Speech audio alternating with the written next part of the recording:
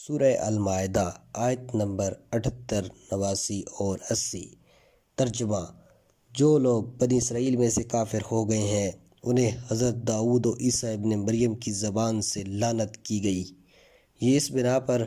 ہوا کہ وہ گناہ اور تجاوز کرتے تھے۔ وہ ان برے اعمال سے جنہیں وہ خود انجام دیتے تھے ایک دوسرے کو منع نہیں کیا کرتے تھے۔ تم ان میں سے بہت سے لوگوں کو دیکھو گے کہ وہ کافروں اور بت پرستوں کو دوست رکھتے ہیں اور ان سے راہ و رسم بڑھاتے ہیں، اور انہوں نے کتنے برے اعمال اپنے انجام اور آخرت کے لیے آگے بھیجے ہیں کہ جن کا نتیجہ خدا کی ناراضگی تھی اور وہ ہمیشہ عذاب الہی میں رہیں گے۔ تفسیر: ان آیات میں اس بنا پر کہ اہل کتاب کو ان سے پہلے لوگوں کی اندھی تقلید سے روکا جائے، ان کی بدبختی کی طرف اشارہ کرتے ہوئے فرمایا گیا ہے۔ بنی اسرائیل کے کافروں پر حضرت داؤد اور حضرت عیسیٰ ابن مریم کی زبان سے لعنت کی گئی،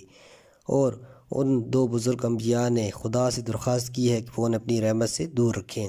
اس سلسلے میں کہ صرف ان دو ہی پیغمبروں کو نام کیوں لیا گیا ہے، احتمال پیش کیے گئے ہیں۔ کبھی تو یہ کہا جاتا ہے کہ اس کا سبب یہ ہے کہ حضرت موسیٰ کے بعد زیادہ معروف نبی یہی دونوں تھے۔ کبھی یہ کہا جاتا ہے کہ اہل کتاب اس بات پر فخر کرتے تھے کہ وہ داؤد کی اولاد ہیں، لہٰذا قرآن اس جملے کے ذریعے سے حقیقت کو ظاہر کر رہا ہے کہ حضرت داؤد ان لوگوں سے کہ جنہوں نے کفر و طغیان اختیار کیا تھا متنفر تھے۔ بعض نے یہ کہا کہ اس آیت میں دو تاریخی واقعات کی طرف اشارہ ہے کہ جس پر دونوں عظیم پیغمبر غضبناک ہوئے اور انہوں نے بنی اسرائیل کے گروہ پر لعنت کی۔ حضرت داؤد نے ساحلی شہر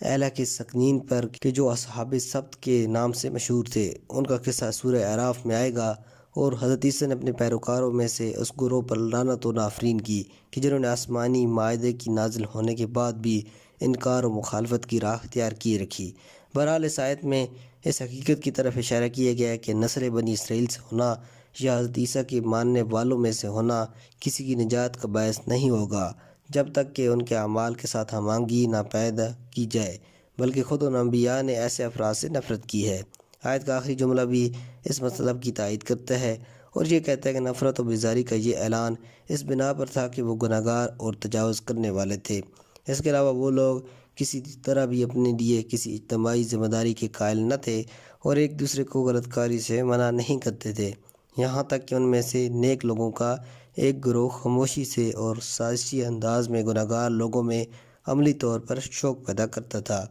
اس طرح ان کی زندگی کا لائے عمل بہت ہی پست اور ناپسندیدہ تھا۔ اس آیت کی تفسیر میں پیغمبر اکرم اور ائمہ اہل بیت سے ایسی روایات نقل ہوئی ہیں جو بہت ہی سبق آمیز ہیں۔ ایک حدیث جو پیغمبر سے روایت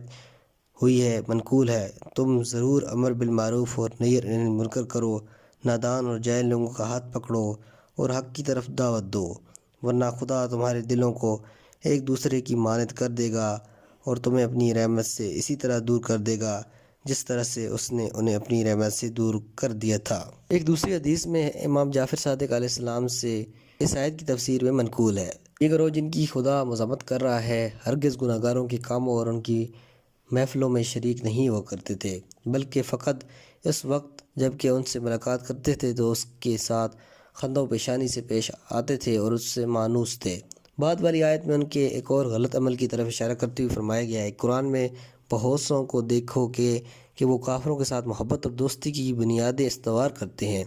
یہ بات صاف ظاہر ہے کہ ان کی دوستی ایک عام دوستی کی طرح نہ تھی، بلکہ وہ طرح طرح کے گناہوں سے مخلوط اور غلط اعمال و افکار کا شوق پیدا کرنے والی دوستی تھی۔ لہٰذا آیت کے آخر میں فرمایا گیا ہے: انہوں نے کیسے برے اعمال اپنی آخرت کے لیے آگے بھیجے ہیں کہ جن کا نتیجہ خدا کا خشم اور عذاب تھا، وہ ہمیشہ کے لیے عذاب الہی میں مبتلا رہیں گے۔ اس بارے میں الذین کافروا سے اس آیت میں کون سی افراد مراد ہیں؟ بعض نے تو یہ احتمال کیا کہ اس سے منظور مشرکین مکہ ہیں کہ جن کے ساتھ یہودیوں نے دوستی کی پینگیں بڑھا رکھی تھیں، اور بعض نے یہ احتمال کیا ہے کہ اس سے منظور وہ ظالم و ستمگر ہیں کہ جن کے ساتھ یہودیوں نے گزشتہ زمانے میں دوستی کر رکھی تھی۔